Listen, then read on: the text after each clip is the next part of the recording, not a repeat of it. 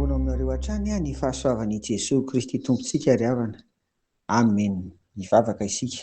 Misaotra anao izay ry Tompo Ray eny an-danitra noho ny fanomezanao anay indray an'izao maraina vaovao izao, ary faly izay satria manatrika anay ianao, miaraka aminay ianao ary momba anay. Izay koa anie Tompo tsy ahafoina hasaraka anao amin'ny anaran'i Jesosy. Amen. Ry havana, misaotra ny Tompo isika fa nomeny volana vaovao dia ny volana Jolay. Arak'izany dia lohahevitra vaovao indray koa no iainantsika. Tsy inona akory fa manao hoe manaiky ho iraka ny mpino. Hoy ary ny Tompo amintsika anio. Andeha vakiana amin'ny anaran'i Jesosy. Ny fanahin'i Jehovah no ato amiko, satria nanositra ahy hitoro teny soa mahafaly amin'ny malahelo izy. Naniraka ahy hitoro fandefasana amin'ny mpifatotra izy, sy fampahiratana amin'ny jamba. Hanafaka izay nampahoriana, hitoro ny taona ankasitrahan'i Jehovah. Amen. Hitantsika ao amin'ny filazantsaraka ny Luka 4:4-5 sy ny 9 izany. Eto dia Jesosy no mamaky ny teny faminaniana momba azy araka ny fanekena taloha dia ny Isaia 2:1 sy ny 2. Mpamonjy sy mpanafaka izy. Izany no nansoran'Andriamanitra azy ho irany tamin'ny alalan'ny herin'ny fanahy masina. Izany no maha Mesia na voafosotra na Kristy azy. Fanafahana ny olona tanteraka amin'ny lafin'ny maha-olona, fanahy, vatana, ary indrindra ny gejany fahantrana amin'ny lafiny rehetra sy izay fampahoriana samihafa koa miseho eo amin'ny fiarahamonina. Eto dia ny tanjon'ny tonjoabily ry havana dia tao mpanafahana, ary amin'ny lafiny rehetra ny fanafahana entin'i Jesosy. Noho izany dia tonga izy hitory sy hanambara an'izany ry havana.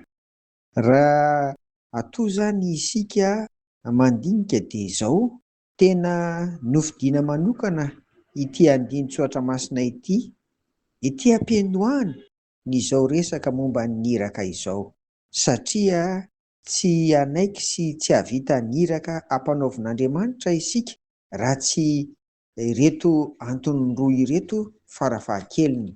Voalohany, resy lahatra fa novidin'ny Tompo koa hanao an'izany. Ny Tompo mihitsy no maniraka anao fa tsy ny olona na ny sampana na ny fiangonana aloha voalohany indrindra. Tena Jesosy no maniraka. Ary faharoa, mianatra ny nataon'i Jesosy ihany koa isika iraka, ary isika no mpanohy, mpanatanteraka an'izay efa natomboky ny Tompo amin'ny mampamonjy sy mpanafaka azy. Sanatria izany tsy ny kristianina tsirairay avy no vesatra eo amin'ny fiarahamonina, mpanararoatra, mpampijaly, mpanao tsindrio fahalavo, ary indrindra mametraka indray an'ilay fiteny hoe manao tsindry hazo lena. Tena tsy isika izany ry havana. Raha manaiky ho iraky ny Tompo isika, tsy hanao an'izany mihitsy. Jesosy ary eto dia manambara ampahibe maso fa izy no mpanafaka, ny rahan'Andriamanitra mba hanapatapaka an'izay rehetra zioka, manavesatra ny olona sy handrava ny endriky ny tsy fahamarinana rehetra. Izaho, ianao, isika rehetra vita batisa ry havana no tendren'ny Tompo koa ary mba hanaiky ho irany hanatanteraka an'izany. Hanohy nefa natomboko Jesosy Kristy koa dia mahiresa.